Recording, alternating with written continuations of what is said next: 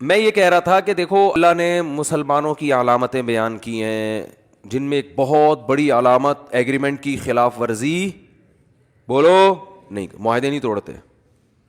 صحابہ کے واقعات ہیں، ہمارے نبی کے واقعات ہیں، کیسے کیسے اپنی زبان کو پورا کیا. صلح حدیبیہ میں دیکھ لیں آپ، معاہدہ ہوا، سارے ان کی مرضی کے معاہدے ہو گئے، لیکن جب ہو گئے تو ہو گئے.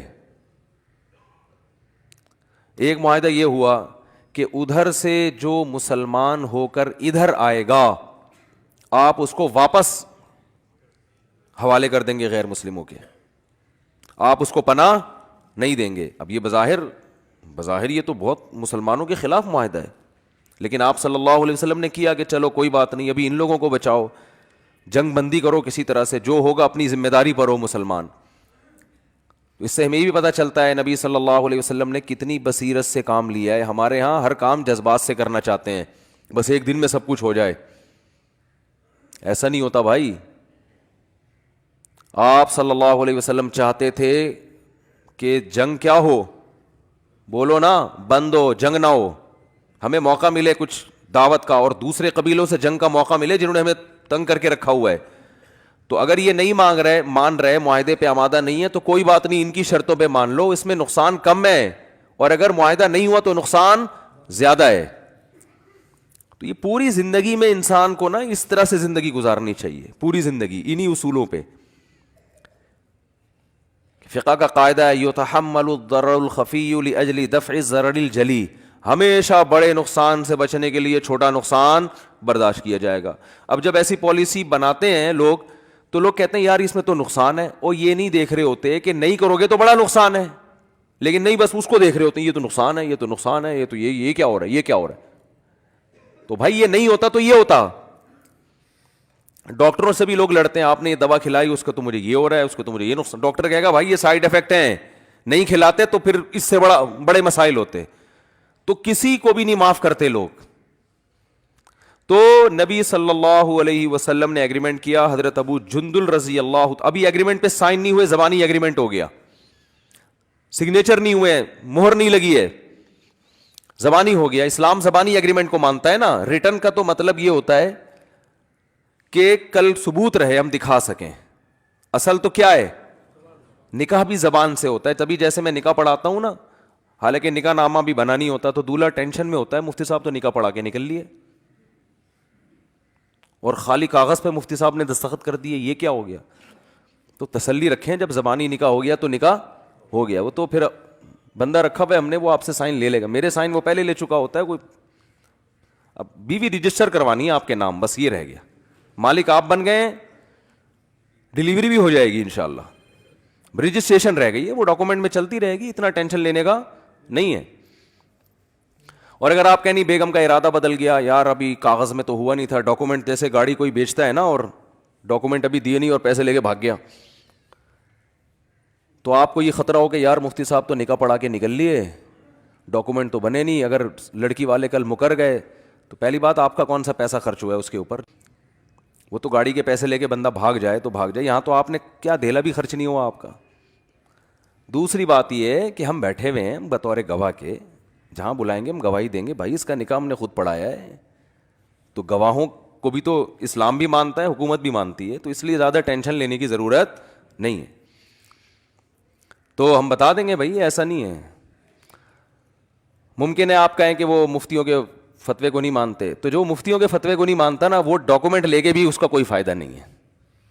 وہ اگر بیوی آپ کے نام بھی ہو جائے گی تو کسی کام کی نہیں ہے. عدالت میں جب جائے وہ کینسل کروا سکتی ہے. وہ عدالت نے ماشاءاللہ حرام خوری کے جو دروازے کھول دیے ہیں نا، جنرل مشرف کے کہنے پر، عدالت کا شاید قصور نہیں ہے، جنرل مشرف نے گن پوائنٹ پہ یہ قانون بنایا ہے، تو عدالت تو پابند ہوتی ہے.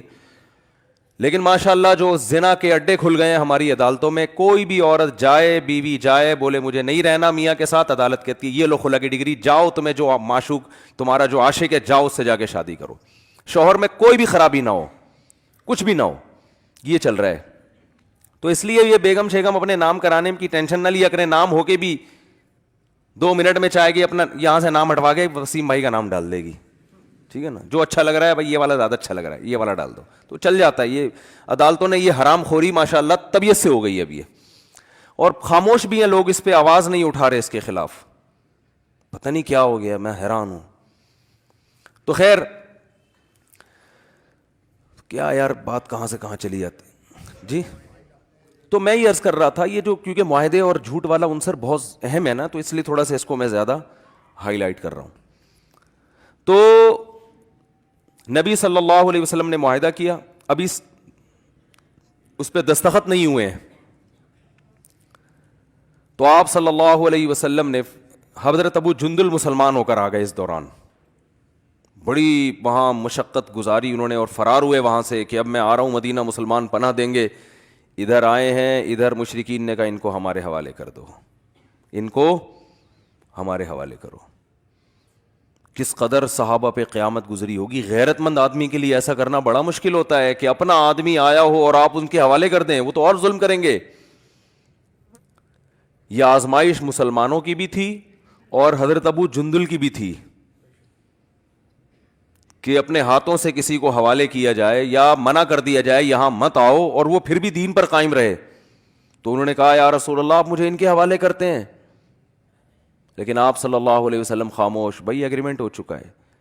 کیسا مسلمان زبان کا پکا ہوتا ہے کہ نہیں ہوتا, اور آج ایگریمنٹ کرتے ہیں اگلے کو بیوقوف بنانے کے لیے کہ ابھی تو معاہدہ کر رہے ہیں تاکہ اس سے پیسہ تو نکالیں کسی طریقے سے, ویسے دے نہیں رہا یہ شرافت سے, اور پہلے سے نیت ہوتی ہے کہ یہ ڈاکومنٹ اپنے فائدے کے لیے بنا رہے ہیں,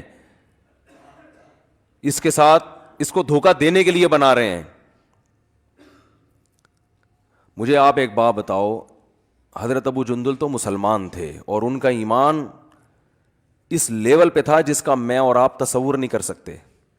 نبی کی زیارت ہوئی ہو اور مکہ میں جہاں کوئی مفاد ہی نہ ہو اسلام قبول کرنے میں, اپنا گھر چھوڑنا پڑ رہا ہے, اپنا وطن چھوڑنا پڑ رہا ہے, اپنا خاندان, تو ان کی ایمان میں کوئی شک کر سکتا ہے؟ لیکن آپ صلی اللہ علیہ وسلم نے زبان اور معاہدے کی پابندی کی وجہ سے ان تمام باتوں کو نظر انداز کر دیا. تو ہم معاہدہ توڑتے ہیں پیسے کھانے کے لیے, دوسرے کو نقصان پہنچانے کے لیے.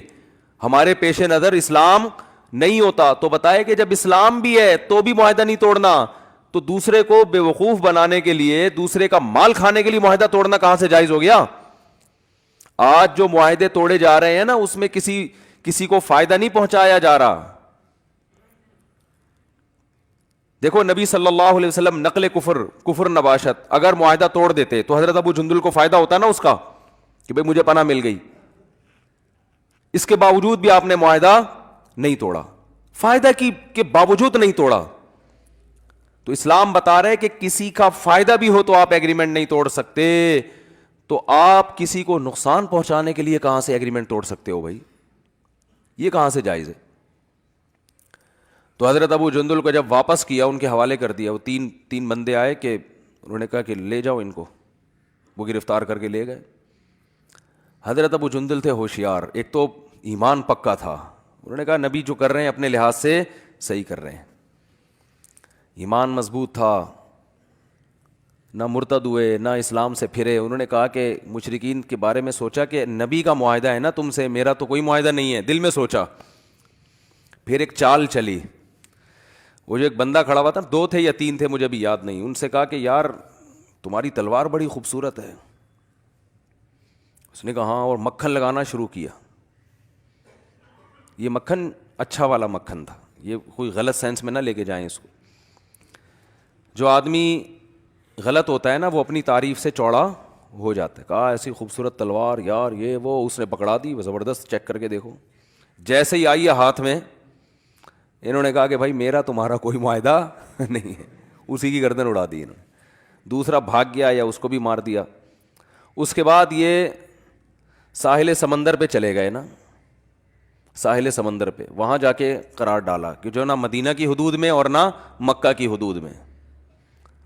تو جو بھی مسلمان ہو کے آتا نا, جو مسلمان ہوتا, ان کو پتا تھا نبی تو پناہ دیں گے نہیں, تو وہ سارے ادھر ہی چلے جاتے. ادھر پورا لشکر تیار ہو گیا اور انہوں نے لڑنا شروع کر دیا قافلوں کے ساتھ کہ بھئی ہمارا تمہارا کوئی ایگریمنٹ نہیں ہے, نبی کا ہے نا, نبی کا, ہمارا تھوڑی کوئی, ہم تو نبی کی کسٹڈی میں گئے نہیں ہیں. تو جب لڑنا شروع کیا تو مشرکین اتنے تنگ آ گئے, انہوں نے معاہدہ ہی ختم کروا دیا خود بخود ہی. تو انسان جب زبان کا پکا ہوتا ہے نا, وقتی نقصان ہوتا ہے, نتیجے کے لحاظ سے اس کو فائدہ ہوتا ہے, اور جو جھوٹ بولتا ہے, 2 نمبری کرتا ہے, اس کو اس وقت فائدہ ہوتا ہے, بعد میں اس کو بڑا نقصان ہوتا ہے. اور اللہ کی عادت ہے 2 نمبر پکڑا جاتا ہے, یہ ایسی چیز ہے جو زیادہ عرصہ چلتی نہیں ہے.